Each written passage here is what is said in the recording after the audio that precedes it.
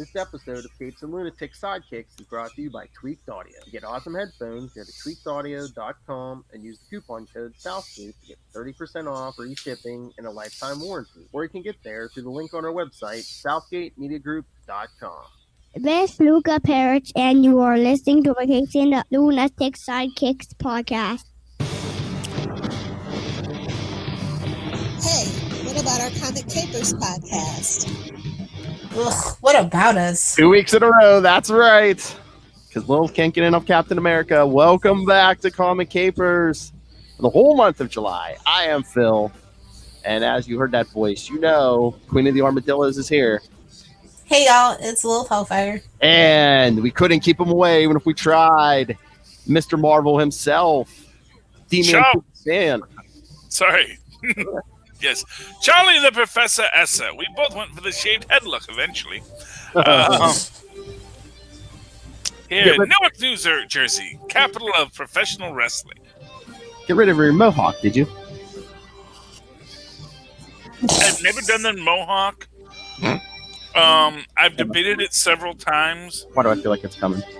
But no, well, it's a high maintenance hairdo, man. Yeah. First off, you can't give yourself a mohawk because you got to get that's a tight line you got to get. And then there's all the teasing up and a lot of product, and I'm not a product guy. I'm gonna do what I want to do. I barely have time to put the stuff in my mustache every day. So whoa, which I don't. I don't put it in every day. Most days I don't, and Go ahead, throw it in. that's why my mustache is a bit ratty. I'll be honest. Go ahead, throw it in. What am I gonna do with you, Phil? Oh, by the way, when you listen to Agents of S.H.I.E.L.D. this week, you will be very proud of Tristan being a good producer and just reminding me and Maz that we have spoken for a very long time about something that has nothing to do with the TV show. I did listen to it at work today. Yes, I did hear that. I know you guys were so off course, and Tristan's like, "This has nothing to do with Agents of S.H.I.E.L.D. Get back on track." Yeah, he was trying, man. He was trying. You got a mini Gelman. That's awesome. That's my dream. Just that he should be that successful. All right, so yes, we're back for part 2 of our Captain America, U.S. Agent, Battlestar, D-Man, I don't know what it is, series for the month of July. This time we're covering Captain America 332. Yes, that Captain America 332 through 330. Oh no, you're supposed to say, for me, it's the red, white, and ew month. Oh, female Kona, what am I going to do with you? Yeah. So yes, from August through December of 1987. Do you like dry legal procedurals? Then this is the comic for you. What, 332? Yeah. Well, yeah, they get the whole thing. Well, about, yeah. They do point one. They go through the points, you know. I know. All right. Well, yes, we'll do a little different this week. I printed up synopsis or synopsis, whatever, for each issue. So we'll go one at a time, and then we'll talk each issue out. So, yes, start with Captain America 332. On a cold morning in the nation's capital, a man in military gear parachutes down the perch atop the Washington Monument. Calling himself Warhead, because they all have to have cute nicknames, he hangs out his chute as a banner bearing the message, "Make war some more," get it? And sets up a platform with weapons, supplies, and his very own thermonuclear device, because all kids will have to have that. Also that morning, Captain America visits the Pentagon to pay a call on General Wexler to inform him that a U.S. military team is working with power broker Curtis Jackson to create a super soldier and to warn him that Jackson is a villain who cannot be trusted. The general brushes Cap off as a pair of FBI agents arrive to take Cap to a secret meeting. As Warhead fires a burst from an automatic weapon into the sky to let the gathering crowd know he is serious, Captain America is brought before the Commission on Superhuman Affairs. The group informs him that as Captain America was created and outfitted by the United States government and that Steve Rogers volunteered for the project and signed a contract, he is now expected to submit to the commission, which will assign and coordinate all of his activities. Realizing this would create a conflict with his ideals, Cap asked for one day to think it over, and the commission, surprised that he did not immediately agree, warns him that he could forfeit the position and the task be given to someone else. On an unrelated note, in Atlanta, news of the terrorist atop the Washington Monument comes to Ethan Thurm, agent of the patriotic hero, Super Patriot. Get it? Real name, John Walker. Thurm sees this. More like Eddie Brock Jr., but whatever. Thurm sees this as the perfect opportunity for John to gain some publicity by defeating the villain on live television. As the standoff continues, Steve Rogers checks into a hotel to find some solitude. He needs to talk to a friend, but he is unable to reach Bernie Rosenthal, Jack Nomad Monroe, Nick Fury, or most of his Avengers pals. He talks to Sam the Falcon Wilson, who suggests he submit until the commission asks him to do something against his conscience. Dennis D-Man Dumphy, who worships Cap as his hero, declines to presume to advise him. And Captain Marvel, Monica Rambeau, the good one, who refers him to a lawyer. Cap ponders his dilemma. He represents the country, but the commission is not his country, merely a set of bureaucrats in the political system. And as a symbol, he represents the country, but the commission is not his country. Oh, wait. Yeah. And as a symbol, Captain America transcends politics. If he submits, he would be forced to quit the Avengers and likely end up carrying out politically charged missions. If he refuses, he will have to disband the Cap hotline and create another costume identity, while seeing another man fill the role of Captain America. He receives a call from the Avengers lawyer, Inger Sullivan, who offers to fight for him in court. After several hours of brooding, he makes one final call to Hiram Ridley, his number one fan. Boy's open admiration of Cap and everything he stands for convinces Steve he cannot let down his supporters on the computer network. Downtown, Warhead has revealed his agenda. Believing America has gone soft, he demands that the nation declare war on someone, anyone, or he will detonate the bomb. Super Patriot arrives on the scene, but his offer to help is rebuffed by the police. He is ready to give up and go home when Ethan comes up with a plan. The agent sets off fireworks, distracting everyone long enough for the hero to enter the monument. Super Patriot races up the stairs for his mission. Reaching the top, he breaks through a window and uses climbing claws to reach the top. Warhead sees him and opens fire. Super Patriot is protected by his Kevlar jacket and shakes the platform to dislodge his foe, but inadvertently sends Warhead plummeting to the ground. As he falls, the villain blows himself up with a grenade, going out like a man, as he puts it. Super Patriot delivers the nuke to the authorities waiting below. The next morning, Steve Rogers stands before the commission and tells them that he cannot accept their conditions. To serve the country your way, I would have to give up my personal freedom and place myself in a position where I might have to compromise my ideals to obey your orders.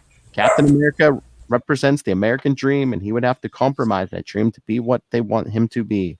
With that, he hands over the uniform and shield and quietly walks out of the room. Okay. First off, gold star for Philip for that very good book report. I can see you were good at this. Thank you, Mr. Esser. You had the best book reports in Professor in Esser, get it right. Yeah, I'm just saying. I'm yeah. very impressed. You left no detail out, but you kept it concise, and you engaged me as well. As I'm listening to this, I'm like, oh yeah, I remember that scene. And it was really impressive. I'm looking forward to the next four you do. And that leaves only me and Lilith and you to discuss the minute details in this. Some of which, okay, does anyone think, and perhaps as bookends in this, does anyone think that the design of Warhead and the design of Brother Nature in the last book we're going to review are really, really similar? I mean, yeah, they have long dark hair. Well, this guy's got both of them shirtless? No, this guy's got a shirt on. This guy has some semblance of a shirt. Okay. Yeah, no, he has like dark blue The vest or whatever. It's a vest. Okay, he's got his tack vest on. Okay, because he makes war, man. And just the idea, we need to just do another war, because men are men anymore. I mean, to be fair, the government agrees. Well, I mean, to be fair, I guess, Jello Biafra agrees. I can't help but imagine that this is somewhat related. That I gotta assume, Mark Grunwald. This is Grunwald, right? Yeah. Mark Grunwald is a Dead Kennedys fan, because there is a whole spoken word great bit. I don't know what it originally appeared on, but it's on the best of album, which quite frankly I think if you're gonna buy a Dead Kennedys album, get the best of album, which is Give Me Convenience or Give Me Death. And there is an entire thing about let's start another war. And we were all set to go, and then Gaddafi backed out. It was so frustrating. We made up for it, though. Let me tell you. We did. Well, because this attitude, which is a painfully real attitude as you live in the future. That's the thing. It's like, here it is satire.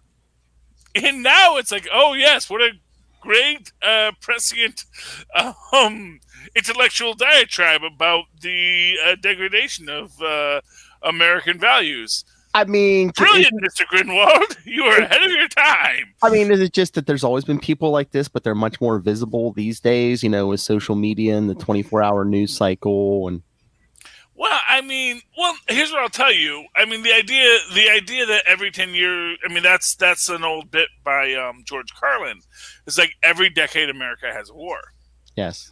Bombing brown people. They just don't end now. We just build on top of the other wars. That's the okay. Well, that's see. Okay, there was a real fear. Let me tell you something, kids.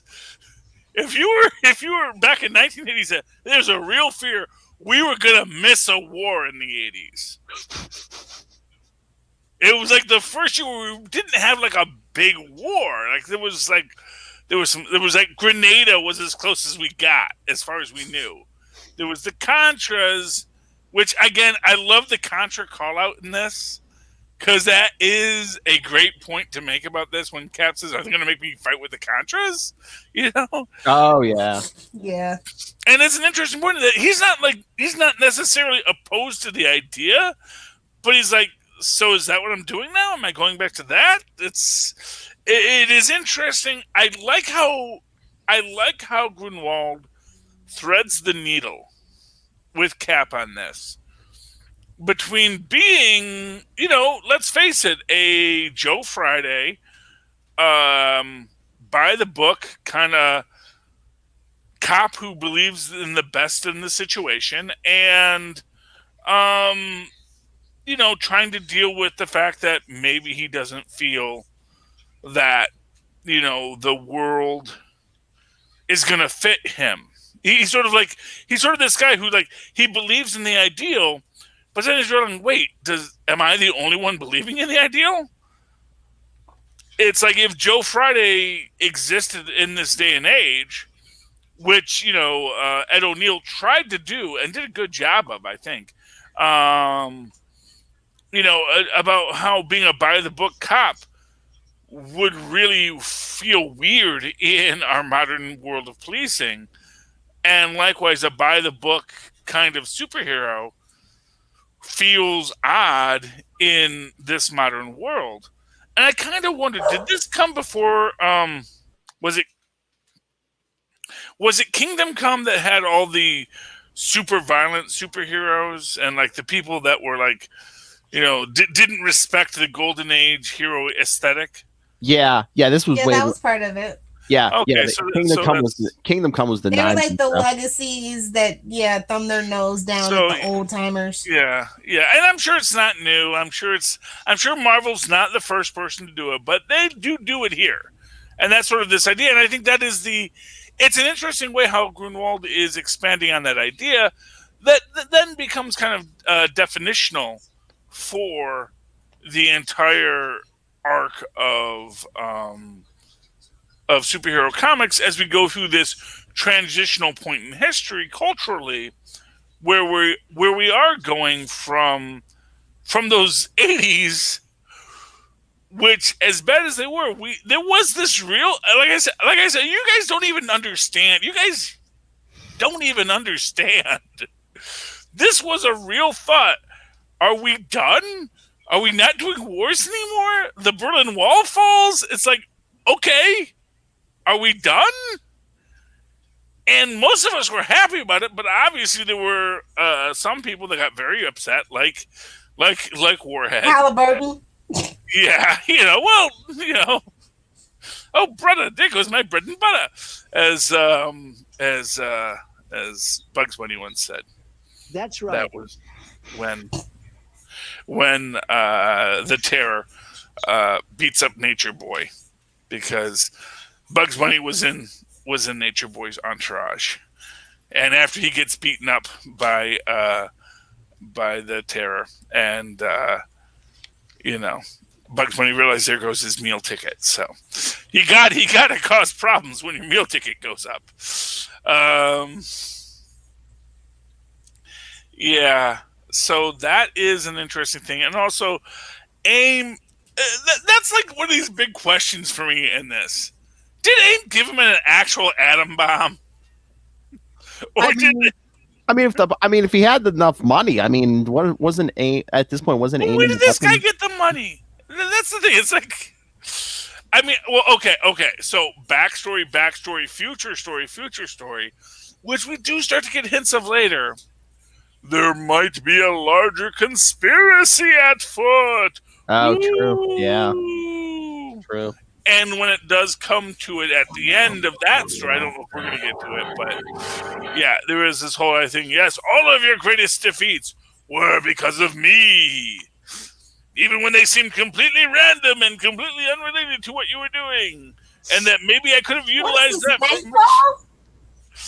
Yes, Del Rusk, man. Oh, man.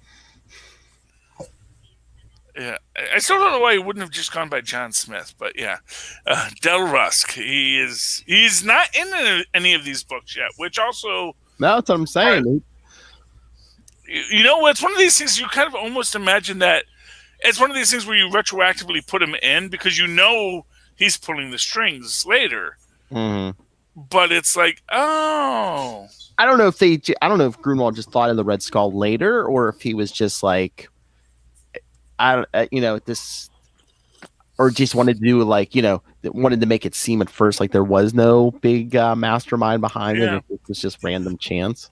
Yeah, but then as we say, a few episodes later, it seems really meant to this is meant to really push all the buttons of Johnny. But we'll get to that later. Mr.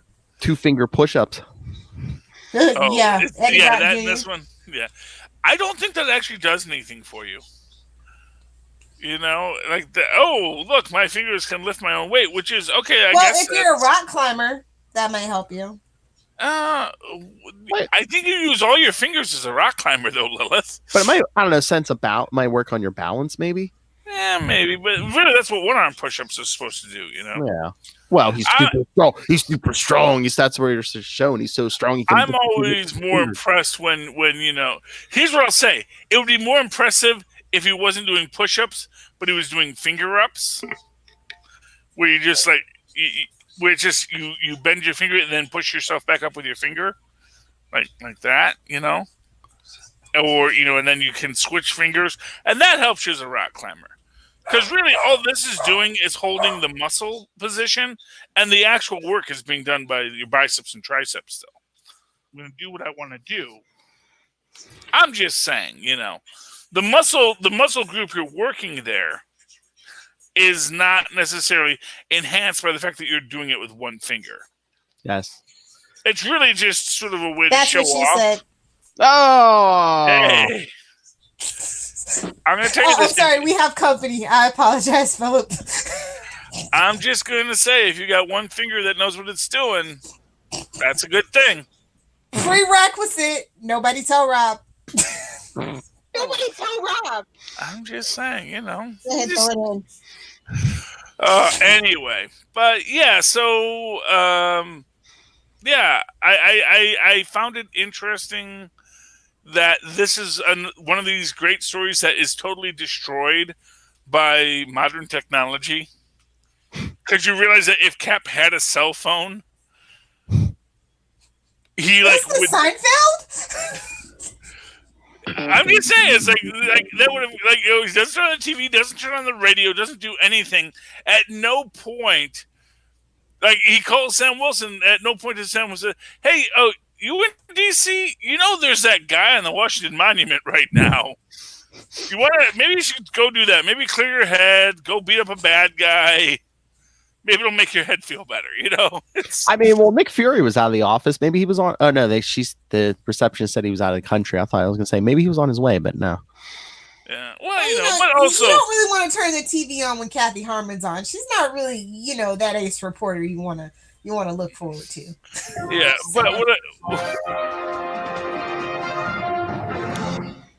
but what I will say is that it's interesting that Cap is just completely oblivious to anything, because he could actually, because back in 1987 you could theoretically be completely separated from the world. It's like you could go into a room and, you know, with a phone, because there's a phone in the TV there, but you know you don't have the TV on, because obviously this is going to interrupt broadcast TV, and that's all you had back then. I mean, in Steve's defense, he's making one of the most important decisions of his life, though, too. Yeah, but sometimes you gotta let the back brain work. That's all I'm gonna say. Yeah, true. You got a big decision to say, turn on the radio. Steve, come on, it's Steve. He has those broody moments. Let him. Yeah, well, he's brooding, and it helps the story, because if he had it, like, oh well, you know, I guess I should go deal with that. So he'd go deal with that and say, you know what, I should still be Captain America. I got to keep on fighting. You know, I can't, because let's face it, Super Patriot has to fly from freaking Atlanta to Washington, D.C. And to be fair, that's not that long of a flight, to be fair. No, but you have to get on the plane. You have to get on the plane. So yeah, and how long is that in the air? I mean, you're in the air at least an hour or two, aren't you? Yeah, it's like an hour and some change. It's probably shorter to drive. That's what I'm going to say. No, it takes an hour to get out of Atlanta. But I mean, I know what Charlie's saying. You got to get out of Atlanta to get to the airport anyway. That's what I'm saying. But I know what Charlie's saying. Steve could probably almost sprint over there. Exactly. He's in D.C. He's at a little, you know, Best Western.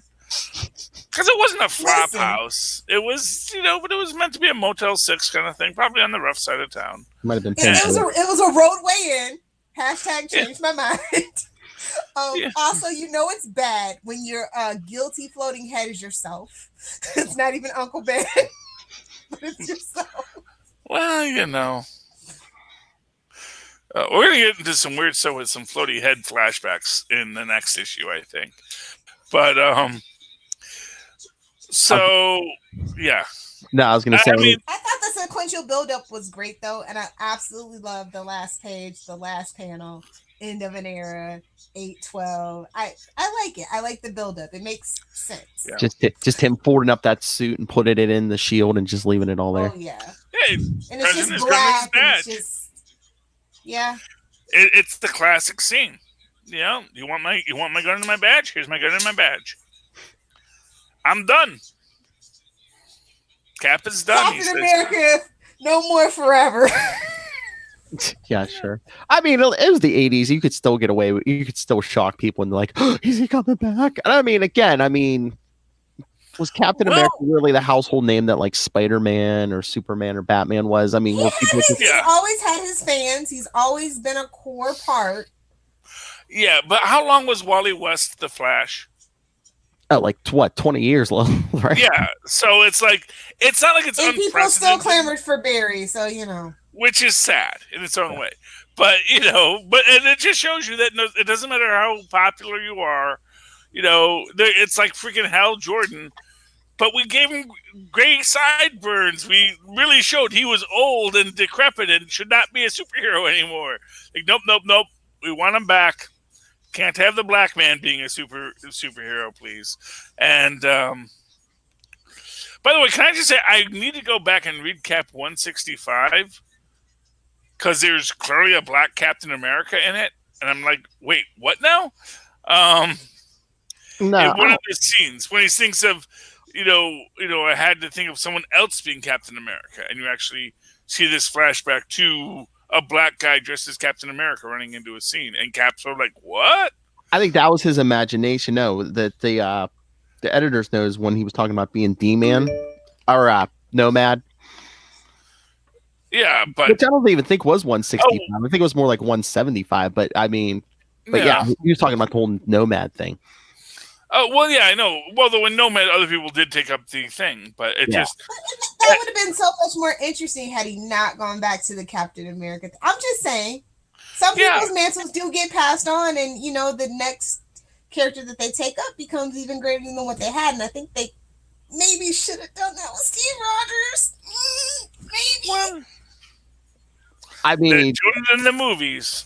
I mean, just the way they portray it, John Walker's not the man for the job. I mean, unless Steve had kept that black costume and nobody's gonna be Aragon, okay? There's only one Aragon. I get it. Well, I'm just saying it. If they had just retired, if they had just retired the concept of Captain America and he just kept that black suit, I don't think that you could have, especially in that particular time, though. But in the 80s, yeah. I think Steve Rogers deserves so much better than Captain America. That's all that I'm saying. That's what I said. I'd be happy if he kept that black suit.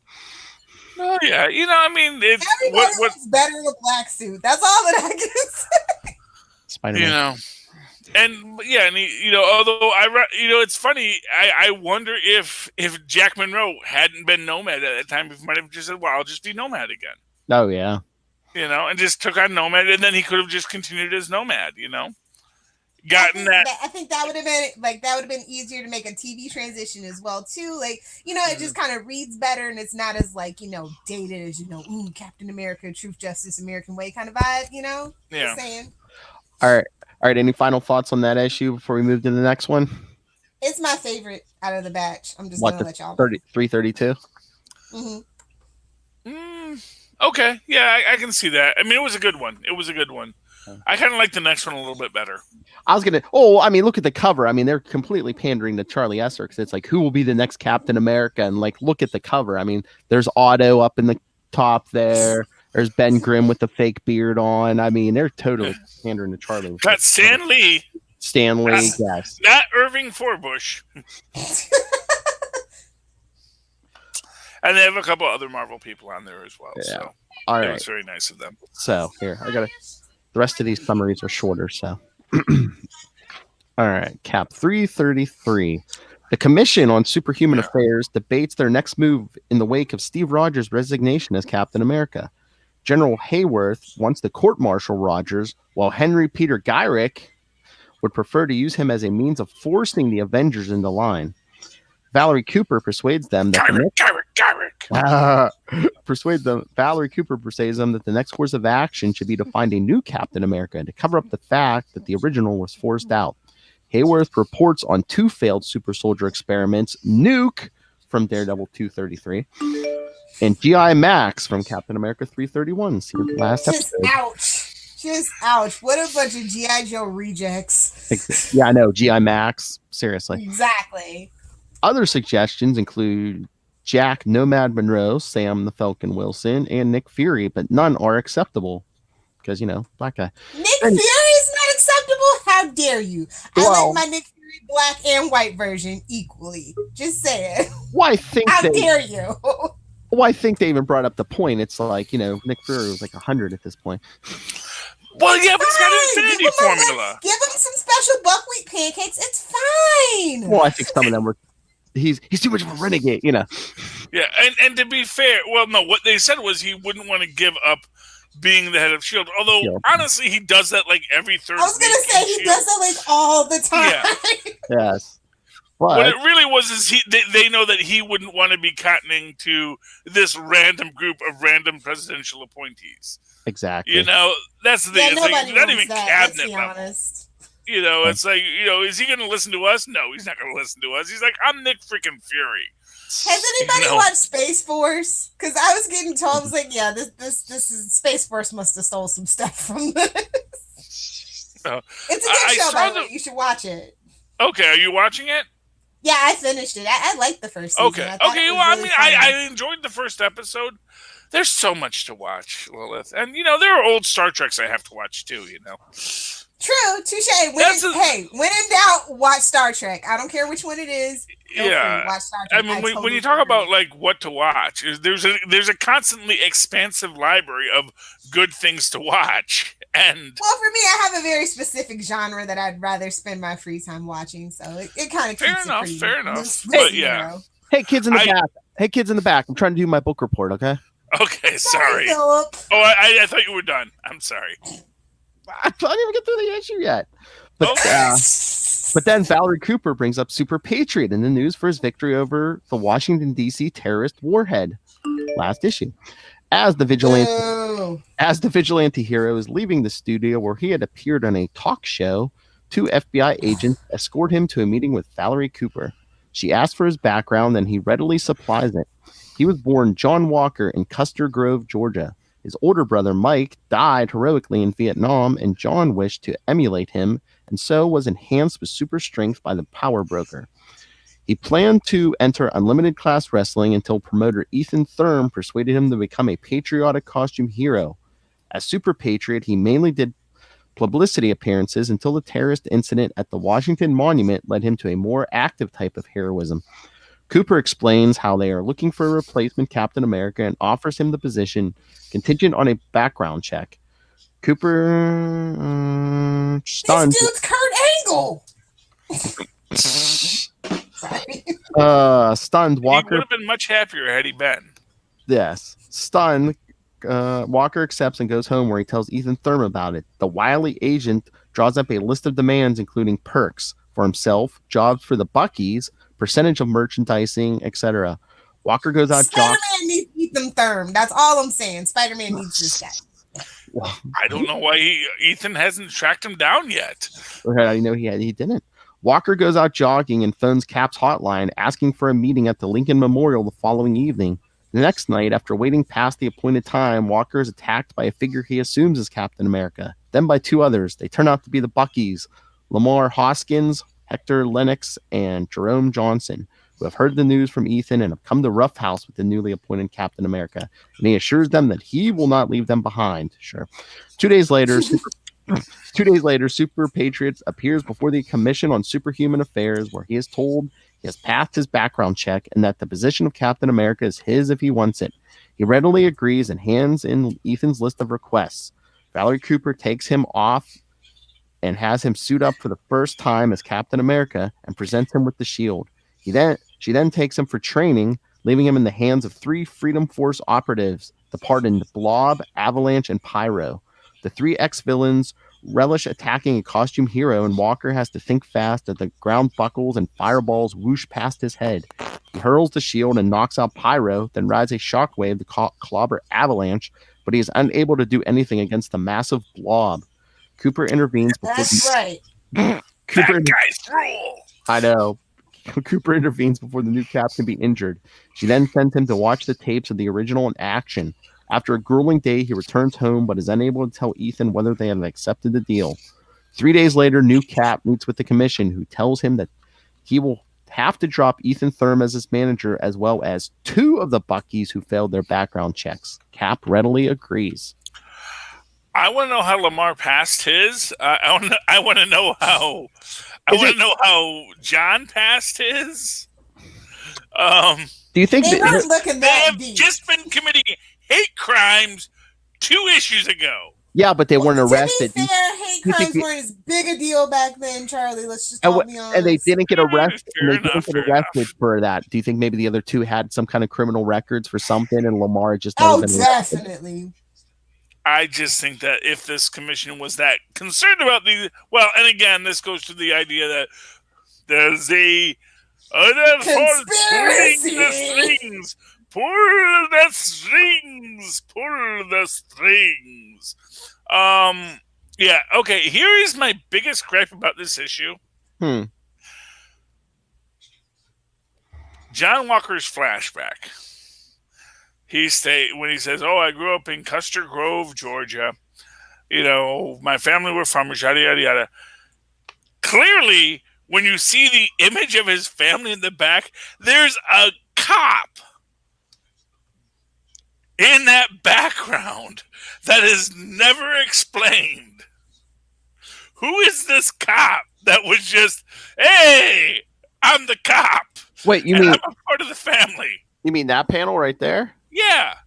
Is that supposed to be his brother who went to Vietnam? Is it? Because I think there's a dad who looks nothing like the dad we see later. But that cop looks like freaking, I think it's supposed to be a military uniform, but But that clearly isn't. I mean, that's an older brother who's like in his 40s. He's an Uncle Ben, Aunt May. Leave it alone. Okay. So that's, and I was like, is that supposed to be the older brother? But look at him. You're gonna tell me that doesn't look like that's the older brother. That's the reason the parents got married at 18. Okay. And then they were just very careful, and then had 2 change of life babies at the very end of it. Exactly.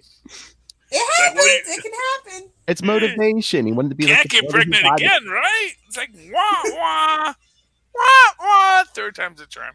Okay, so that's that. Yeah, that's that. Uncle Ben is way older than his little brother, kind of thing. Okay. Yes. Okay, that makes kids more died sense. from rickets in between. Okay, Charlie. Well. Oh, never mentioned. John Walker didn't mention those, so okay, so that is that problem solved. But again, I don't know. I just don't think that guy looks like a soldier because that looks like a really old guy. I'm just saying. Look at the picture of him. He looks like he could have aged like milk. It happens. It really looks like. I'm trying to remember the actor's name who played not Arnold but Al. Al on Happy Days. He also actually played a cop on The Odd Couple. It looks a lot like that character actor, whose name I'm blanking on. But yeah, it's. I mean, we've had this discussion before. These guys who look old before their time. Well, being eternally youthful like myself, I can't identify. I mean, again, shave my head just to make myself look my appropriate age. And I mean, again, too, they lived on a farm. I mean, the guy could have been out in the sun for 18 hours a day. Okay, yeah. I mean, I can eat, But the mom doesn't look that old. That's the thing. It's like the mom. Well, that's a thing too. Okay, fair enough. Well, and in defense too, I mean, those are like his floating heads of guilt. So that could just be how he pictures them in his mind too. Yeah. Why does he make his brother so old and fat? That's all I'm. He secretly hated him. That's all. He secretly hated him. Well, he does kind of send him on a life of peeling potatoes. So. Or the age difference was so big, he might have just been like, man, my brother was old. Yeah, that could be it too. Yeah. Anyway, so moving right along.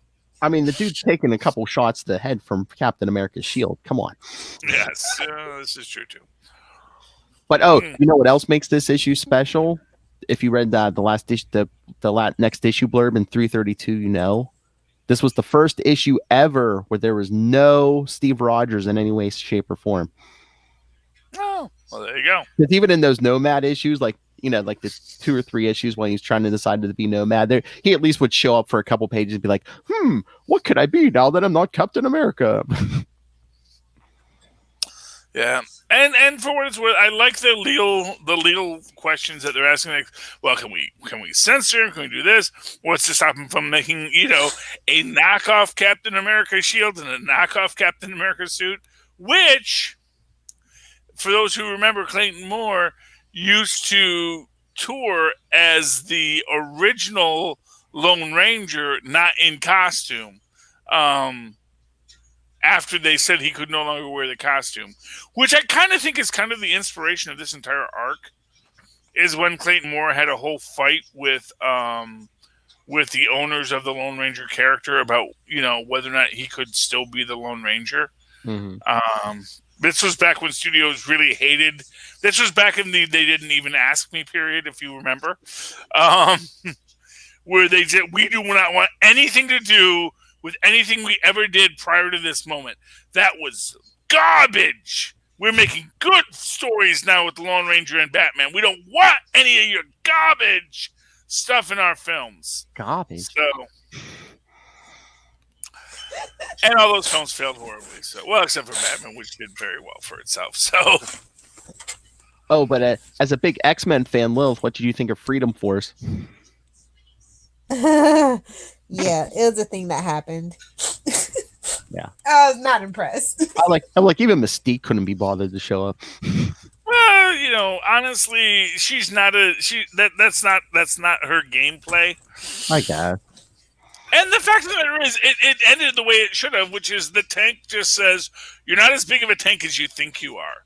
You're going up against Hulks. I actually, honestly, it's like if they ever did the movie version of this, I would really like the Blob to sort of call him over to the table and say, look, I understand. We're all freaks here. And I understand what you're going through. And let me just tell you, you have to understand, you're not going to be fighting 80-year-old guys with super soldier serum. You're going to be fighting Hulks and dragons and monsters that you can't even imagine. So if I went a little hard on you, I'm sorry, but you have to understand. I'm the joke in the supervillain community as far as superpowers go, and I own you. So you should probably be a better superhero if you want to wear that costume. Because I got to give the fat guy a redemptive arc. Ample Americans are very poorly represented in film today. So that's all I'm going to say. No, it won't be all I'm going to say because there's 2 more issues to review after this. Well, but yeah, 3 more. Yeah. So any other thoughts on this one before we jump to the next one? I like the action sequences the best for What, sure. the training? Like, they're very comical, but also like informative. As Charlie was explaining about how he got owned by the Blob of all people. Well, you know, I like that juxtaposition. I do. Yeah, he's very Eddie Brock. You know, he just comes barreling through, and you know, you need a little bit more finesse than that. Yep. Did we get his drill instructor in this one yet? Or no, I think that's next issue. Yeah. Next issue. Oh, also, there is like a real problem with to the point where I'm starting to think: does Ethan have like some kind of weird mutant power, where whether or not he is super fat or just kind of wearing a suit changes every episode? Because when you see Ethan as he's coming out of the talk show. Actually, that was last episode when he comes out of the talk show, and Ethan is clearly a very rotund man. But then they sort of slim him down in other things. And I get the feeling like whoever the artist was, he was having a hard time figuring out the physics of putting a guy who was supposed to be a fat agent character into all the scenes he was drawing next to the big buff guys. Maybe. Although I think volume is volume, so I think they take up the same space. I also wish they had made more of a point about Cap's costume not fitting Super Patriot, since Super Patriot is supposed to be notably larger. Because it's don't worry about it. Well, it's not nanotech. That's actually like literally 1940s. Well, no, it can't because it's the 1940s suit he wore. That's the thing. Cap is still wearing the same chainmail armor, the same hydrocarbon armor designed by Howard Stark. Now we're going to assume, that he wore. But I guess it also just has a lot of give, which actually is useful if you have something that is supposed to stop bullets and other things. Having give is actually a lot more important than you think because it disperses the force of the weapon. So I guess it works. I don't know. I guess maybe I just headcaned it, but I thought it was like they gave him it looked the same, but they made one in his size. Yeah. Well, no, the later ones are, and there actually gets called out in the letter pages later, where they make the point that because you'll see in a few later episodes when I was reading much more regular that his John Walker's costume keeps getting torn.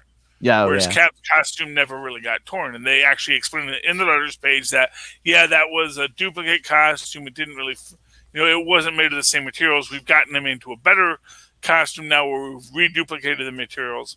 Because there's also a letter page, because I actually remember the letter pages more than the books. There's also another writing letter where someone makes the point. He's like, I like the fact that you don't just draw him the exact same way. That it's clearly that this is a different person in the Captain America suit. I don't think you get that as much here, but I think later on you do. Especially when I think his posturing, though, the way that they draw him standing and stuff is definitely a little bit different. It's subtle. but it's there. Yeah. But there is a physical size difference between the two people. So. Oh yeah, especially when you get next to each other. Yeah. Yeah. All right, we ready for the next one? Sure. Let's do it. Cap 334 is if you didn't know who they approved of. The new Captain America and Bucky are on the cover. And they look so evil on that cover. I mean, it's really telegraphing this idea that these are not the good guys. Yeah, they look very aggressive. Yeah. All right, so 334. John Walker, the new Captain America, watches tapes of the original in action and wonders if he'll ever master his expert moves. The head of the Commission on Superhuman Affairs and General Hayworth meet with Valerie Cooper about his progress. She explains that he has the ability and the attitude, but no one to instruct him in the finer points of combat. The commissioner has someone and has her carry on. Cooper then receives a call from Ethan Thurm on her private number. The new Cap heads for training and runs into the Lamar Hoskins, outfitted as the new Bucky on his way to school. In the training room, Cap is surrounded by dummies which pop up from behind barricades and fire rubber bullets at him. He's able to dodge and fling the shield, but ends up destroying all his playmates. In the cafeteria afterwards, he and Bucky are ridiculed by the Blob, Pyro, and Avalanche. It gets worse when Valerie Cooper comes in and chews Cap out for giving her private number to Ethan Thurm, who is harassing her. John did not give the number to Ethan, figuring he found it while snooping through John's papers. Later, Cap and Bucky spar with a team of soldiers wearing guardsman armor, their first experience with powered foes. They don't do very well, but it is still better than their trainer expected. Later, John phones Ethan to warn him not to call again, and they arrange a secret meeting at a bar. That night, an angry Ethan threatens to reveal the new Cap's identity to the press unless he gets $1 million payoff, and John nearly assaults him. But the more reasonable Lamar talks sense into him.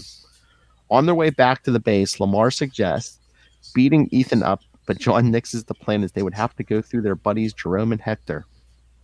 The next day, John tells Lamar he was right. They will have to handle the Ethan problem themselves because that's what Captain America would do. In training, Cap is introduced to his new teacher, the Taskmaster. Thanks to his photographic reflexes, he's the only other person to have mastered the original Cap's prowess with the shield, giving Cap a quick and impressive demonstration. After that, the ex-villain settles down to the task of showing the new Cap how to handle the iconic shield. Later that night, Cap and Bucky don guardsman armor and pay a call on Ethan Thurm at the bar, crashing through the wall. John snatches the sleazy agent away while Lamar fights Hector and Jerry, but their unfamiliarity with the suits causes them to injure their pals worse than they anticipated. The next morning, Cap is brooding over what they did when Valerie Cooper confronts him over the incidents. John Walker, doing what Cap would do, confesses to everything. Because he wants some of that honey pot. Just saying. Okay. Well, wow. Okay. I mean, I don't know the Val. You're new here. I apologize, Charlie. Well, no, I actually think of Val Cooper as a very competent agent. I don't know if they do ever develop a romantic relationship later. No. I may not remember that from my history, but that's the woman on the podcast too saying that too, people. Well, it's fine. It's fine. I mean, and to be fair, here's what I'll say: if that was Raven Darkholme, I'd say yes, absolutely. Mm. You know, that's actually one of these things. I was actually trying to remember. It's like, wait, is Val Cooper Mystique? It's like, no. Raven Darkholme is Mystique. So she did take her place for a time, I believe, but it might have been later on. Oh, did Raven take over Val Cooper's spot? Temporarily, yeah. Yeah. By the way, there is like one of these weird things to me where sort of like a retcon kind of a concept is the one African American member of the team of the Council on Superhuman Activities. When they did, there was one Secret Invasion thing where they revealed that, I don't know if it was Avengers or X-Men, but like the Beast goes to visit his old friend we've never met before, who's a black congressman who has the power to make, statues come to life, as you do, to fight off secret invasions and whatnot. And I was just thinking, man, that would have been a cool retcon if they had actually made this guy here be that guy. But that's just the thing, and that's not what happened. So just a little disappointment for me. But yeah, I don't understand the entire put on the guardsman uniforms, because first off, they were wearing guardsman uniforms. They were wearing these crazy green Iron Man outfits. Honestly, that should have just bounced him out of the program. I don't think, except for the fact that obviously pull the strings. And I don't think they had any other options for candidates either. Well, here's what I'm going to say. There was a part of me that was thinking, like, what if they had bounced him and said, "Okay, Lamar, you're now Captain America." Because America wasn't ready for that, Charlie. You know what? Maybe America needs to be ready for it. Lilith Hellfire. It was the 80s. Well, they still wanted to make money. They weren't trying to be woke. Plus, at this point, they wanted everyone to still believe it was the original Captain America. They wanted him to get missions under his belt before they announced that there was a new Captain America. Yeah, I mean, I understand the idea. I just I am so. First off, again, this idea that there's never any security.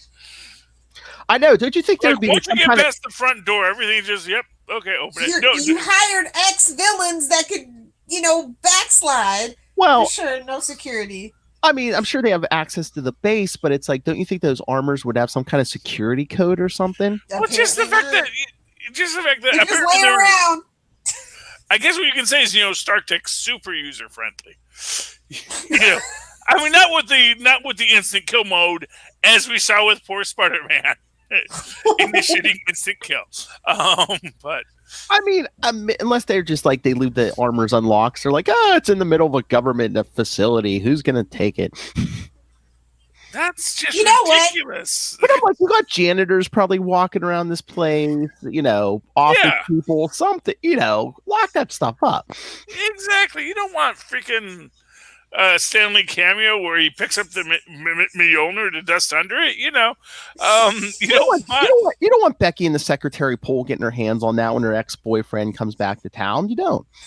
True, you don't. But then again, we have to remember this is the Marvel Universe. There is no such thing as OSHA. There is no. In the any superhero world, there's no such thing as OSHA.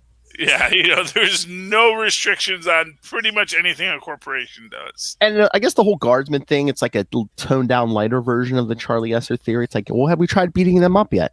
Well, yeah. Well, I mean, it is. And honestly, I actually read that as, yes, have we tried killing them yet? What if we just killed them? They're buddies. Let's just beat them up. Handled the situation.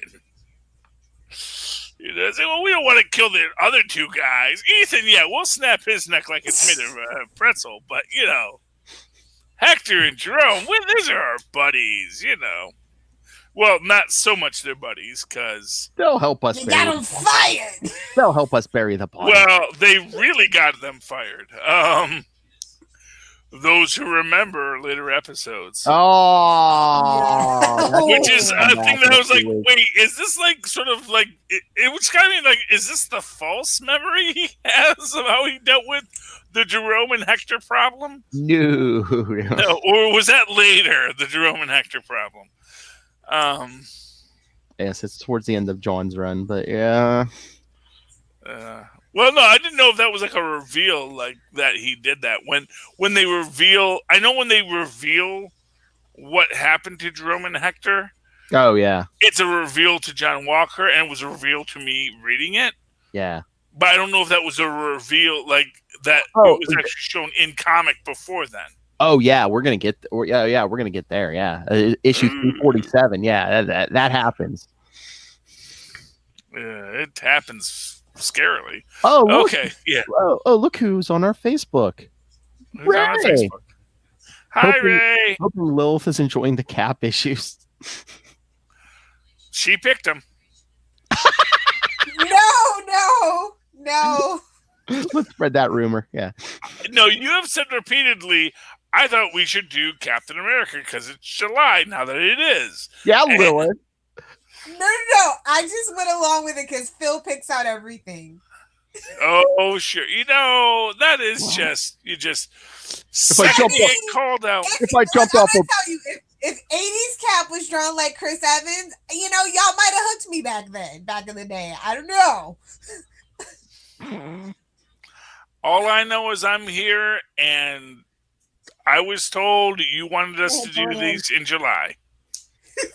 Now, if you're going to say that Phil was one who said, "Hey, Lilith, we should do Captain America because it's July," and He you didn't say we should. He said we're doing it. Get on board. I don't know. I'm Mandela-ing it from 2 weeks ago. I love how Lilith always paints it like I force her, but meanwhile I'm like, hey, what do you want to do next? Oh, I don't care. You pick. Pick it. It's always, you pick it. You pick it. And then she's like, oh, he makes me. And it's like, well, yeah, because you make, It's a thing. It's like the Regis and Kelly thing. Everybody knows it's just jokes. You know that if you have any issues, I'm flexible in the schedule. That's how we're getting I got Shocktober. That's how we got Shocktober coming up on Spidercast. Yes. Because exactly. I'm totally good with it. One of the pieces of art even says, because Lilith demanded it. like this old comic book covers, because you demanded it. It's like, because Lilith demanded it. Well, who demanded this for Cap? Cap just deserves so much better. Like, I'm just sorry. I'm just saying, there's like 100 years of Cap. I gotta think Lilith was influential in this. I'm here late. I'm not going to deny that. Now they're not going to get rid of me. I'm going to be honest with you. As long as they do Marvel books, because I don't have Marvel Unlimited, so they're going to have a hard time losing me. But shut up, Ray. I'm just saying. Look, just tell him Batman. Yeah, see, and there's no. Hey, Ray. There's no Archie Unlimited. Ray, I thought you were on my side. What the F? Lilith, is there an Archie Unlimited? Not that I'm aware of, but like I said, you can tweet the Archie account, and they might go, "Ooh, that's a good idea." Okay. Sounds like a plan, Jan. I know I'm going to spend $10 a month for Archie Unlimited, but I'd like $5 a month Archie Unlimited, which is Ray. Just give me like old issues. That's fine. I'll do old classic Archies. Ray wants give me some 40s Archies. I would love that. Ray wants a profile on Turner D. Century. That's a job for Matt Kona. Okay, well, first off, what do I look like? Okay, Kona? first off, Trinity Century is a Spider-Man villain. That's a Spider-Woman villain, pretty much. Yeah. Well, I mean, he first appears, if I recall correctly, in the in Marvel Team Up with Dominic Fortune. Ooh. And Spider-Man, because I own that book. I love that book, which is the first appearance of modern day Dominic Fortune, which is old Dominic Fortune. I don't know if Dominic Fortune from the 30s had been premiered prior to that. Wait, I love doing this. Charlie, you're wrong. First appearance, Spider-Woman 33. Oh, okay. So shows what I know. His second appearance was Marvel Team Up 120. Yes, there we go. Okay. Close, but no cigar. And then he appeared in Captain America when Scourge blew all those villains away in the bar. Yeah, well, Trinity Century was a lousy villain, but he didn't die because he comes back later. Well, I believe he's brought back. Was it Pandemonium? Because whose book did he show up in not too long ago? Charlie Esser. What Superior book did he make? He was in Superior. Yeah, he was in Superior Spider-Man. Yeah, didn't Pandemonium or someone bring him back? Yeah. Yeah. Anyway, Trinity Century, who is a weird villain. He's a Twilight Zone episode made into a villain. What if things were like they were back in the... Somebody get Kona on the phone. Tell him that's his homework.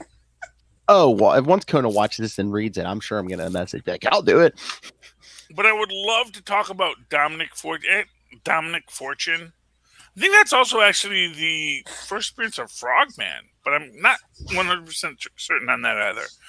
The younger Frogman, not the original, thief Frogman, but like his son takes his costume and jumps around and does a bad job.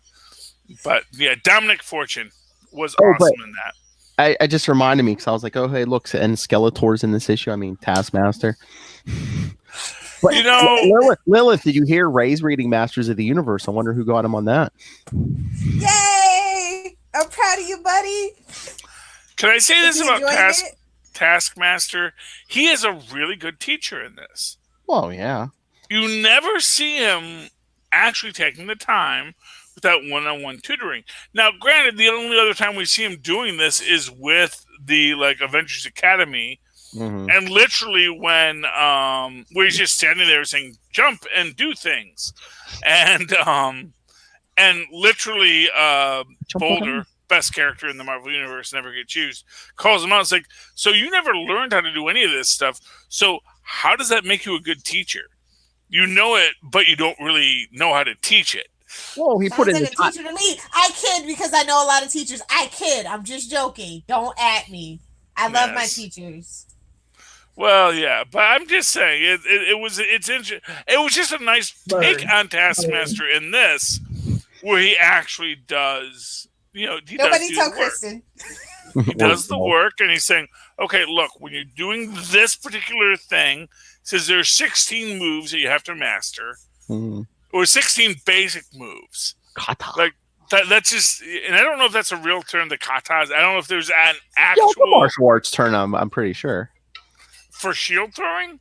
Not shield throwing, but I think like a series of moves is called a kata, isn't it? Oh, okay. I thought that was like specifically like there's an entire, which wouldn't surprise me that there is like an entire genre of martial arts centered around shield throwing.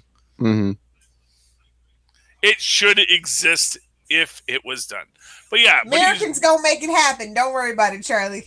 He is a very good teacher in this, and I really appreciate that. Well, yeah, didn't they say if he trained them the right way, they were going to knock time off his sentence too? Yeah. That's how it goes, man. See that, and that's the funny thing is like that's where John Walker sees the conspiracy, and that's not the conspiracy at all. Yeah, exactly. Because he's like, is this guy really going to show me the right way? But Taskmaster, it's like, hey, instead of playing in a jailbreak, all they got to do is teach this hick how to throw like an 80-year-old man, and Well,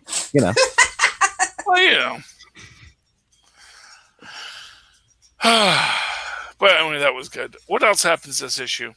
It's basically I like the bar fight, obviously, because y'all know who I am. So, yes. It makes me wonder about like the design of construction in this universe. Like, is it meant to? Well, exactly. That's what I'm thinking. Is it meant to be breakaway? Because look, someone's gonna smash through your wall eventually. A superhero's gonna come tumbling through. Yes. And so.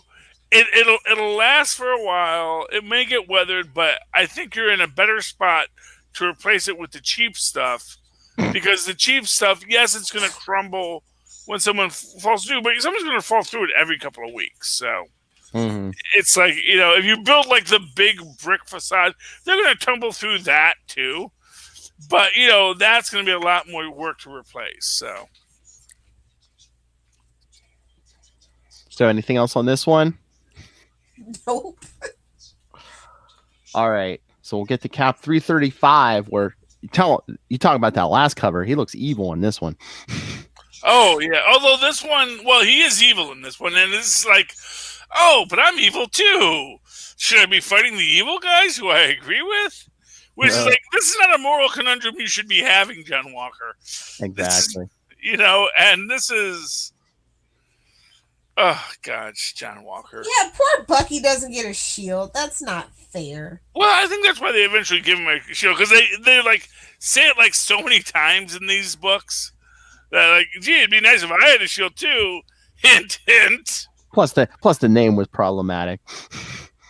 Yeah. Oh, I mean, I guess so. And again, it's like you kind of want to make them more partners, more equals. It's like Bucky was like a sidekick, and it's like, meanwhile, Lamar's bigger than John. It's like you're going to dress him up. I do notice that.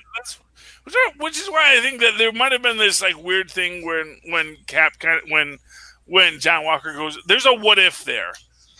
If they just said, you know what? Let's make John Walker Captain America. Let's just F it. Let's get totally woke. It's sliding time. It's 2020 already. Let's make Lamar Hoskins Captain America. I could see that universe. Right, Charlie. I will eventually, someday, whenever I get around to writing again. But yeah, this is one where we go to Custer Grove, correct? Yes. So Cap 335. As the story opens, the new Captain America and Bucky, John Walker and Lamar Hoskins, are running through a gauntlet of deadly obstacles in the training room. When they are finished, the entire Commission on Superhuman Affairs greets them with the news that they are ready for their first field assignment. Walker takes an oath to uphold the laws of the nation and to obey the directives of the Commission. After the heroes have gone, the Commission head informs Val Cooper that she will oversee their continuing training from then on, and that their field activities will be coordinated by Adrian Samish. So much for being woke. That night, a right-wing survivalist group called the Watchdogs, based in the American Southeast, burns a pornographic bookstore and shoots down the owner when he tries to defend his property. Soon after, Get him! They burned down a pornographic store. Get him! Soon after, Captain America and Bucky are given their first assignment to infiltrate the Watchdogs and shut them down. The new I don't know if they're gonna let Bucky in. I'm just saying. Well, they don't. No, the new Cap. Oh, he does become part of the ceremony. The new He does get to be part of the ceremony, Lilith. So you know, the new Cap's first unspoken. no small parts, only small actors. The new Cap's first unspoken concern is that he agrees with many of the group's socially conservative views, though not with their criminal methods. His second concern, also unspoken, is that the Watchdogs have been active near his hometown of Custer's Grove, Georgia, and he fears being recognized for having to turn in a friend. Wait. Do you think those two facts might be somehow related? That, geez, these guys believe in everything I believe in, and they're right in my hometown? Goodness. Homegrown militia boys. Have I been totally mistaken about the neighbors and friends I grew up with? You're brilliant, Captain Hindsight. We know. I know. This issue wouldn't fly in 2020 is all I'm saying. I know. Oh, I think this would be great satire in 2020. Oh. Now, the people don't get satire in 2020 is my point. Well, you know. The next day, John Walker arrives in his hometown and visits the local barbershop, where he expresses various right-wing views to see the reaction from the barber, Harold. A few days later, John and Lamar spring their plan to find their quarry. Lamar poses as a pornographer, interviewing candidates for a Playboy-style spread on Chicks of the South. During the session, John bursts in and picks a fight with him for corrupting the local women, including a high school girlfriend of John's. The two stage a battle, which gets them locked in jail, with Harold posting bail on behalf of the Watchdogs. John's actions have convinced them that he would be right for their organization, and he is invited to an initiation ceremony. They are disturbed that he is pledging allegiance to a group whose morals stands he believes in, but has also been assigned to fight. He dons the costume, ready to join that night's mission to burn down a library that carries objectionable books. As they are about to head out, the leader calls for their prisoner to be brought out, a drugged Lamar. They plan to have a couple of the Watchdogs lynch him while the rest are at the library. John is torn between carrying out his mission and rescuing his pal, and chooses to go with the group. On the way to the library, John sneaks off and returns as Captain America, defeating the vigilantes and holding them for the police. He then rushes back to the camp to find that Lamar has survived the lynching thanks to his augmented muscles and beaten his captors. Heading back to the base, Cap suspects that the whole mission was set up as a test by the Commission and begins to wonder if the original Cap quit because he couldn't trust them. Dun, dun, dun. Do you think? You know, it just goes to prove that he might not be a good undercover cop. That's all. That's what we learned here today. Well, it goes to prove that he just wasn't good at his job. Yeah, well, no, yes, obviously. No, he's going to tell you Lamar was way too cool about the whole almost lynching thing. Yeah. That's how you know white people wrote this. Just saying. Partially was that supposed to show that he trusts Lamar? Because Lamar's just as strong as he is. Yeah, but no. I mean, first off, John Walker's coolness with the whole lynching thing is a whole other bag of hammers. Well, he wasn't like, oh yeah, he can take care of himself. Wasn't he like, oh, what do I do? Do I stay and try to save him, or do I carry out the mission? Well, he can't Yeah, have the but at the mission, same, so- here's what I'm going to say. I don't think anyone in that group right then wasn't going to be at the burning. So if he went and said, you know what, F you all, and beat them all up right there and said, yeah, they were going to lynch him. I think that's actually a crime. I think What the F? I mean, maybe burning down a library is a bigger crime than lynching in Custer Grove. Well, Although it is I'm Georgia. not, yeah, I'm there's not Georgia. convinced it is. I'm not convinced it is. I think those might all be tickets in Georgia, at least Custer Grove. No, and Unless he, This unless, was just like such casualness about everything. I'm just like, yeah. well, to be Yeah. fair, to be fair, in a couple episodes here, I mean, the Watchdogs try to lynch John later, so Yeah. So yeah. maybe that was a feather in our unfortunate cap. I don't know. yeah. Well, here's what I will say about the concept is that as we're looking at it, it's like They definitely weren't trying to branch out for fandom. That's what I gather. here's what I'll say. I think that the idea of the hyper racist but functional South was a trope in the 80s. I'm It's not guessing. Truth, it's the truth. Okay. Well, whatever. no, but the functionality of it. That we're like, yep, that's just, yeah. Oh, they tried to lynch me. Good thing I had those super augmented muscles. No hard feelings, brother. Yeah, I don't know. I'm much less. I'm glad I didn't read this book.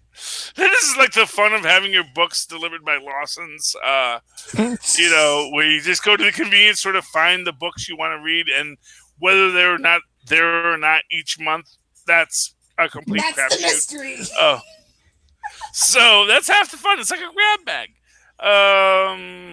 But so I've like read issues before this. I've read issues after this. Did not read this issue, and I'm kind of glad I didn't, because I'd like to think, in my 1987 mind, that I, as a young man who was 12 at the time, because that was the year before I graduated junior high, I would have said, this guy is not appropriate for Captain America. Doesn't freaking believe in evolution. Is like debating, gee, should I let my friend get lynched? Well, I mean, spoilers. That was the whole plot, Yeah. that this guy was supposed to tarnish. Like I said, his name is Eddie Brock Jr. Hashtag deal with it. Yeah, he likes to work out. Yeah, he's got the Got the blonde haircut. hair. About as much common sense. probably talks to himself. And he eventually there's a got what joined with if. a symbiote. No, there's a what if. That's how he got his leg back, was a symbiote. For those who don't remember. For those who don't remember that issue of Dark Avengers. Oh, Or yeah. was that Dark Thunderbolts? I forget which one it was, but yeah. Got his leg back with a symbiote. Hey, it could be worse. So yeah, this issue is very uncomfortable, and I'm not. It's the 80s. I don't want to give it a pass, but I also don't want to roast the hell out of these people. So let's just move on. All right. It was an issue. It happened. Let's move on. They get better. Because the final issue of this episode, Cap 336, we finally find out what happened to Steve Rogers. Whatever happened to Steve Rogers, the man Well, He grew a yesterday? beard. He's Charlie Esser. He grew a beard. In a diner in Washington State, a televised news report recounts the adventures of Captain America battling the right-wing vigilante watchdogs in the South. Then moves on to the story of the manhunt for a local eco-terrorist known as Brother Nature. Get it? The diner, the brother patrons were the diner patrons, workers in the sabotage timber industry, prepare to form a posse to hunt down and again lynch the villain. But Steve Rogers, bearded and incognito since resigning as Captain America, intervenes to talk them out of it. The mob turns ugly, leading Steve to clobber a couple of them and leave with a warning. Steve takes off in his van, meditating on the events leading up to his momentous decision and how he broke the news to girlfriend Bernie Rosenthal. Poor Bernie. She told him to fight the. I love how last. Did you hear the feedback from last episode, Lilith? Yeah, I did. Where Kona said Steve's obviously a Bernie bro. Exactly. She Great told minds think alike. She told him to fight the court order with all of his resources, but he was reluctant to act the part of victim or oppose his own government. His pals Falcon, Nomad, and D-Man also had advice for fighting back, but he took off for 8 weeks to think matters over while traveling around the country. While he is tolling around along a forest road, a massive crevice opens in the highway and swallows his van. Meanwhile, can we just talk about how apropos this is? Because van life is so huge right now. It's been like kind of trending for 3 years, so it just kind of made me giggle. I was like, this would be like, they should put this back on the shelves for a minute. It might pick up some steam. They're like, a superhero living out of a van? Yes, that's my guy. Down by the river? Ta-Nehisi Coates, are you listening? Meanwhile, in the suburbs of Los Angeles, Nomad and Vagabond arrive at D-Man's house. Falcon arrives soon after, and D-Man, who has been monitoring Cap's hotline, explains why he called them together. The real Cap hasn't been heard from in months and thinks they should try to find him. Up north, Steve rides his motorcycle out of the pit and wonders what caused the earth to split open like that. He is found by Brother Nature, the wanted eco-terrorist, a shaggy-haired, bare-chested young man. He explains that his mission is to save the trees and orders Steve and his motorcycle out of the area. The ex-Cap is determined to stop him, but Brother Nature calls up a heavy wind to blow Steve away. The hero pursues and finds him is attacked by charging deer and another earth tremor. The villain, amazed by Steve's athletic prowess, panics and sends crashing trees, birds, a bear, and lightning to stop him. Finally, not a bear. This is Earth Nation Aquaman. Ooh. Finally, the desperate Brother Nature causes the ground to split open in a massive trench that engulfs the both of them. Steve cares for the injured man, who tells him his story. He was once a park ranger who discovered that timberland was about to be sold to private developers for exploitation. He tried to fight the move in court, but was helpless against the corporate lawyers, so he turned to sabotaging the developer's operation. He was caught and beaten by workers who left him for dead in a ditch. There he had a vision of the Earth Goddess, who appointed him her guardian warrior and endowed him with power over all natural forces. When they exit the trench, Brother Nature sees that his battle against Steve has leveled the forest he was trying to protect. As he leaves, Steve sees the parallels between himself and the eco-terrorist and determines that he will not go to war against his government lest he harm the ideals he serves. Yay! Get it? We got a foil. Get it? Well, there's an interesting parallel between the ideals and this is sort of meant to be, I imagine, a bookend to John Walker with his right wing. Yeah, not Adam and monkeys.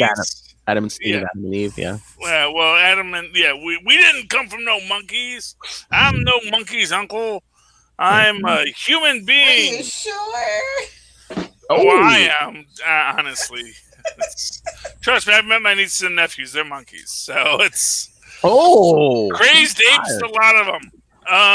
Love them dearly. My own kids are monkeys, so I'm not going to cause a problem with that. It's cool. When you're white, you can call your kids monkeys, so it's. Sorry, that was okay. That got awkward. But no, but Edit in post. But I was gonna say, Charlie Esser comes from monkeys. Have you seen his grooming skills? Monkeys do groom a lot. No, yeah. But the idea is that you have John Walker, the evil Captain America, who's associated, who says, "I believe what these guys believe, but I also don't like the methods that they're using." Mm-hmm. We're paralleling that with Brother Nature, who is in his own way, he's fighting this good fight, but that, it's like, I believe that maybe we shouldn't cut down all the trees. And Captain America is saying, let's, I agree with that idea, but, you shouldn't be destroying everything, because then you just destroy what you're trying to protect. Mm-hmm. And so I think that's the parallel that we're meant to see in this story. How each of these two men are dealing with the fact that they don't necessarily disagree with the people they're fighting, but they don't like the method that the people are using. Now, the question that really comes up is John Walker really opposed to the tactics of the watchdogs as much as Steve Rogers is opposed to the tactics of Brother Nature? I mean, for Steve, there's if there's a way that doesn't involve violence, I think he's for it. Mm-hmm.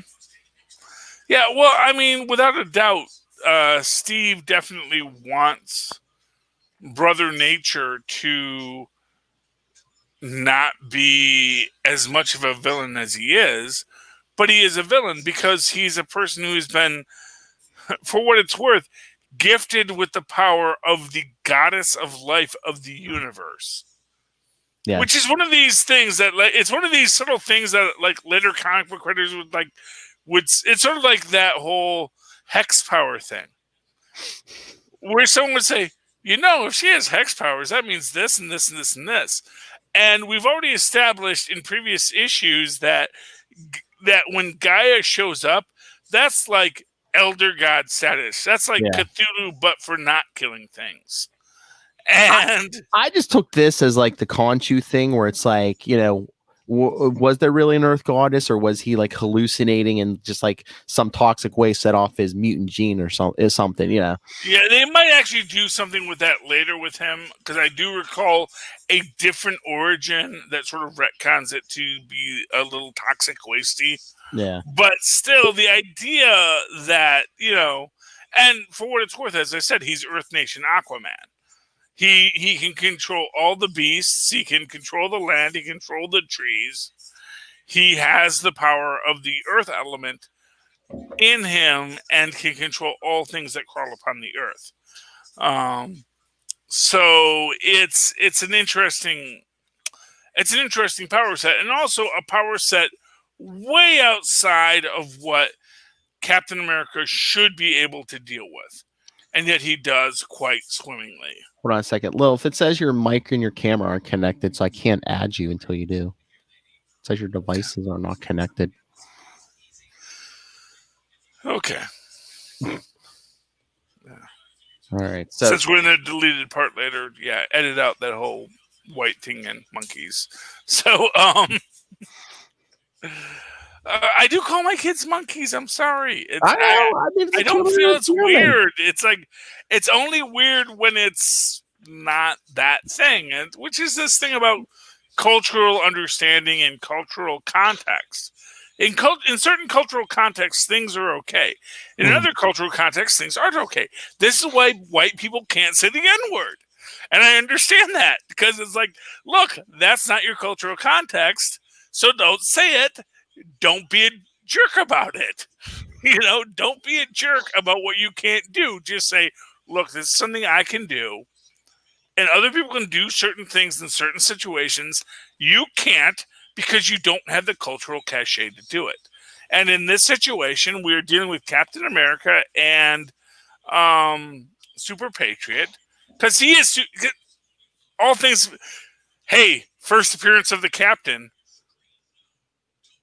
I don't know if it ever gets credited as this, but this is the first appearance of the Captain. This is where he first identifies himself as the Captain. Yeah, he doesn't have the suit yet, but but he does say, "I'm the Captain." Yeah, because Brother Nature's like, "Who are you?" And he's like, "I'm the Captain." Well, he says, "I'm Captain. I'm the Captain." Yeah, which is not for nothing, totally a Steve Rogers thing, because he's going to sit there and he's going to say, "Look, legally I can't say I'm Captain America anymore, can I? Darn you, Disney, and your copyrights. That trademark is not available to me." So he, so when he says he is the Captain, it makes for a I've lost my thought. Phil, take over. Oh, but hey, Lilith, let's get your thoughts. Like I was talking to Charlie, how Brother Nature was saying, the Earth Goddess gave him his powers. I was like, is this like a Khonshu thing where it's like, he just like was like half dead and was hallucinating and like, some toxic waste activated his mutant gene or something? No, I mean, in the Marvel universe, it's very plausible that could have happened, but I just prefer to see him as Captain Planet. He just doesn't have his Planeteers. That's why he's kind of off balance, because he's holding in everything himself instead of having it split and come together when necessary. He has to hold it all in. That's just kind of, I don't know if that's just the 90s kid thing. That's just kind of how I saw it. True enough. So, weird bits of knowledge that comes into me. First, as I said to Phil, I want to remember that there is a more detailed origin of Brother Nature that does involve toxic waste later. Also, there is an evil Captain Planet, although not evil in the sense of he's bad, but evil in the sense that he's destroying all that capitalistic property called Hummus, or Humus, or something like that, who is actually sort of a create-your-own villain thing that comes out later. I think it was in the New Warriors, if I recall correctly. But yeah, he's sort of like that one-person Captain Planet who is born of the Earth to just destroy all you awful humans. Bender was right. That's what we're back to. Destroy all humans except for Fry. I totally agree. For Fry. But, Fry would be sad, unless, got Robot Lucy Liu to hang out with him. Oh. And then Fry would be fine. Gotta remember, Fry is like his dog. You don't want to kill your dog. But then if you're emotional... We don't talk about that episode. No. Okay. Well, no, not that one. He didn't kill his dog. His dog just died, And then he didn't die because we went back and we retconned it. That's a whole nother can of worms as well. All right, since we're way off the beaten track, hey, you guys want to hear what Ray had to think of these issues? What did Ray have to think of everything? I always want to know what Ray wants to think. All right, so here's Ray from Into the Night, a Moon Knight podcast, and Last Sons of Krypton, a Superman podcast. Hello, Phil, Lilith, and Charlie. This is Ray. Just going to drop in some thoughts for the second round of Captain America issues, which was another cracking read, I've got to say.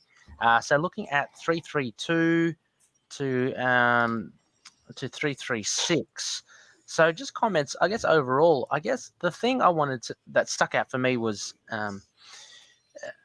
Super Patriot or John Walker. Progressively had become, I guess, less of a douche. I wouldn't say absolutely likable, but you hear a lot of his side of the story, and through 332 up to 336, you kind of, well, for me, it's because he's earnest and he makes a good effort, and his intentions seem very honest. It was actually good to see him go through the paces, and it's an interesting take. I mean, Captain America leaving his mantle and someone else having to fill it and kind of copy him. I liked the comment that Walker made. He kind of gains a bit more respect for Captain America's fighting ability. I mean, when they fought in the previous issues or so, he was pretty much just slagging him off as old and over it, and not as strong, not as fast, that sort of stuff. But I liked it when he was watching the videos and he goes, geez, actually, this guy's actually doing things that are impossible. In particular, the shield throwing and all that. So I like those aspects. I like seeing him train, and he having his own, is it Lamar? His own Bucky. That was pretty cool.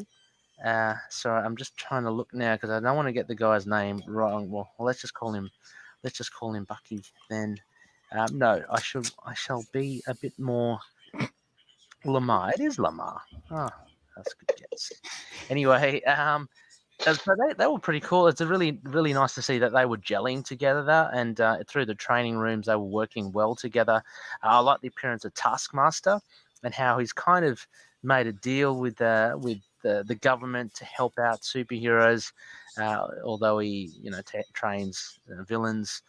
So that was pretty cool, and him teaching John Walker about Captain America's fighting style and spending hours and hours and months and months on or hours on one move, and that's just like one of many. So you get a sense of how accomplished Steve Rogers actually is. I've just got the covers here in front of me, so I'm just kind of flicking through and recalling something in my mind. In 335, the big fight against the Watchdogs, I thought that was pretty cool. And then I liked how you get a sense of the difference between John Walker and Captain America. I mean, John Walker and Lamar, they do something which they really shouldn't.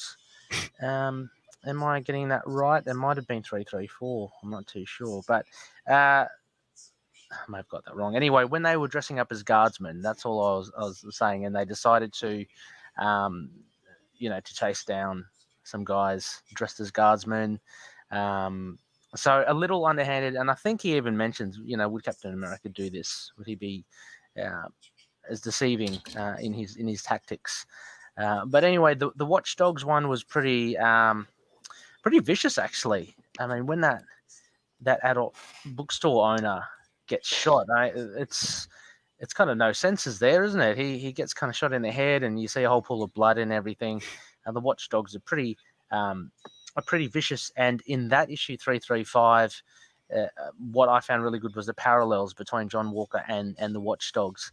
How he kept on saying, well, their beliefs ring exactly the same ring true to exactly the same that my beliefs. So I like that in his internal struggle with having to actually to fight them, and even more so since they're in his local area, having to fight some of his local his friends. The guy that he meets up first ends up being one of the Watchdogs. Also quite confronting and quite shocking was the lynching of Lamar and Bucky. Thank God he's got augmented neck muscles. But that was I was generally worried as well. Like as John Walker didn't know whether he was able to get out of that or he'd been drugged. So will he actually, asphyxiate from being hung? So that was a nice bit of tension there. Finally, in 336, I just want to get to that one with Brother Nature and looking at Steve Rogers. I think it's about time because he'd been missing for a while. Steve. So, well, for about 4 or 5 issues, but it seemed like a while since he kind of hung up the shield, and so it was good to see him a little dishevelled as he would be, but still holding true. And I find very intriguing Brother Nature. Actually, I have a feeling he was used. Phil, you may be able to verify. If he was used again in the Uncanny Avengers, I have a feeling there was someone that had like Mother Nature powers there in one of the early arcs, more kind of tree-like. But Brother Nature's pretty awesome, actually. I mean, he can conjure up thunder and rain and wind and earthquakes, and has an intimate connection with Gaia, Mother Earth. So he's pretty damn powerful. So anyway, that was fun. It was kind of cool to see D-Man, Falcon, and Nomad kind of together, but the big takeaway from me was seeing the adventures of Steve Rogers, it's exciting times ahead. I'm looking 337 onwards. We'll see what happens, but an interesting, more sympathetic look at John Walker, I think, in these issues to kind of get us to know him more, and as I mentioned, his intentions are true. He wants to do well for the government. Actually, even to the point where he kind of backstabs, didn't he? He backstabbed his friend and his agent, who kind of still hanging around like a bad smell. But these were enjoyable again. I can't fault them. So I'm going to look forward again to what you have to say. And if Monsieur Kona will be dropping off some emails. I'll be keen to hear what his thoughts are as well. But anyway, keep up the great work, guys. It's bloody awesome hearing you discuss these cool classic comics. And is there a sign off for Captain America? Say, God bless America. America. Nailed it. No, yeah, Ray, you're the only one who sent feedback this time. So good job. I swear you're trying to break Kona's record. 7 minutes, 33 seconds. Well, that's good. And I want to actually, he reminded me of something. I just want to call out the artistic design of the dirty bookstore owner is so much meant to call back to Gaines from EC Comics. The spectacle glasses, the beard with no mustache. That was a look. So it was very much a callback to classic 60s dirty books, and I appreciated it. So just for that, I love it. Yeah. Oh, and let's talk about, before we get out of here, let's talk about that D-Man's Rich for a minute. He is the MC Hammer of professional superhero wrestling. And he blows it all on superheroing. You know, he's freaking Schindler here. It's like, I just want to spend all the money I have on punching bad guys. You know, which is less impressive than Schindler, really, but still impressive in its own right. And then he, has problems. But I mean, you were right and Ray was right. I mean, this was his only appearance until after Civil War. He was listed as a potential recruit for the Initiative, but was later hunted by the Thunderbolts when he refused to register as part of the Superhuman Registration Act. He fought the team to Thunderbolts. He fought the team to a standstill. Don't make me do more Thunderbolts. He fought the team to a standstill until Radioactive Man tricked Brother Nature into surrendering by claiming his containment suit was leaking radiation that would damage Brother Nature's forest. He was taken into custody, but still refused to surrender. What is this, a hero subplot? Ugh. Well, Brother Nature. Y'all know I love heroes. Save the forest, save the world. Yeah. I remember that book. That might have been where they actually did the deeper origin of Brother Nature that involved toxic waste. I don't know. But seriously, that looks like his only other appearance. Yeah. Or maybe I'm thinking of a completely third character with the exact same power sets and origin as Brother Nature. Could be very possible. It's Marvel. They do that sometimes. Like, no, I'm not. I'm not Black Cat. My name is Domino.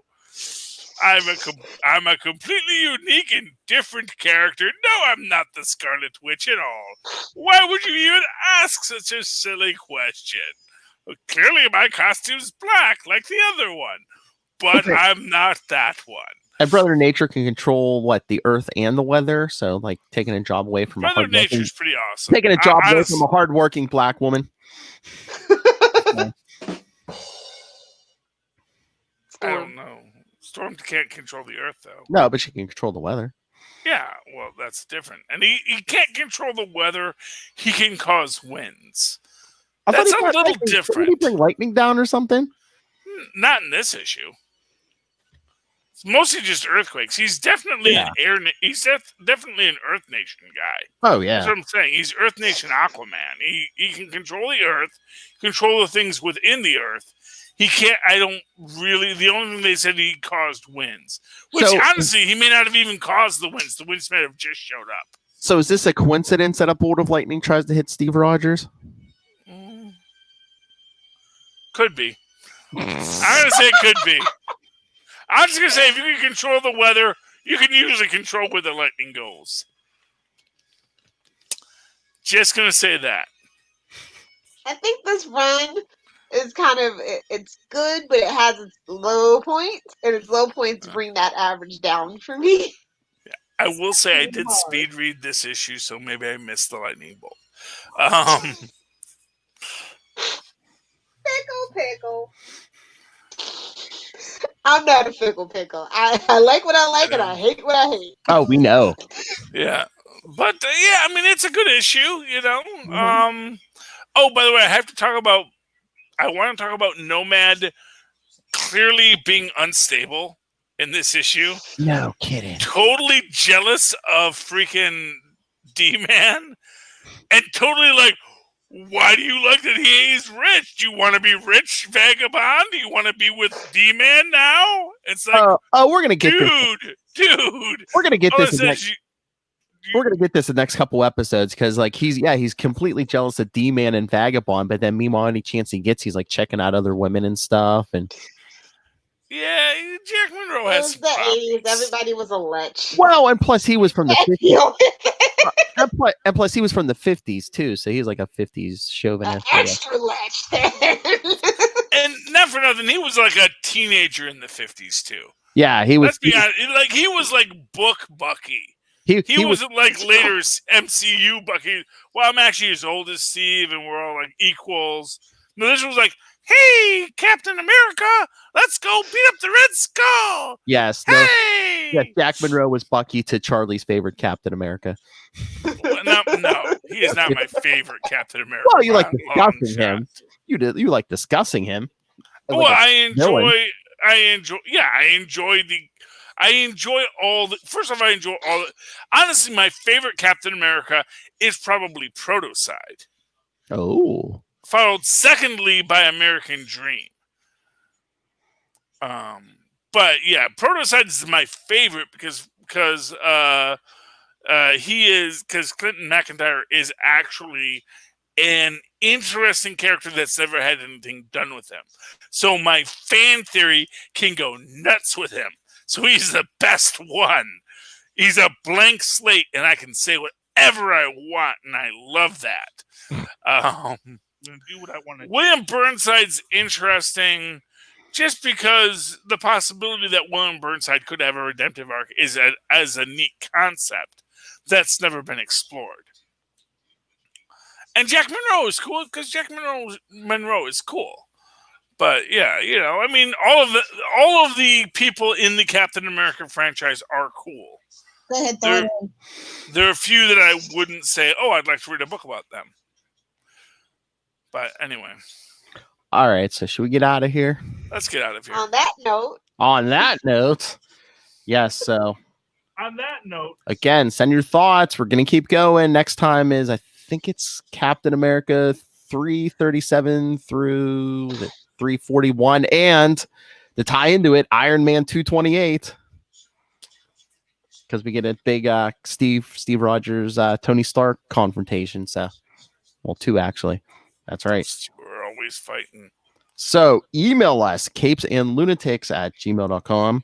Call the voicemail, 614-382-2737. That's 614-38-CAPES.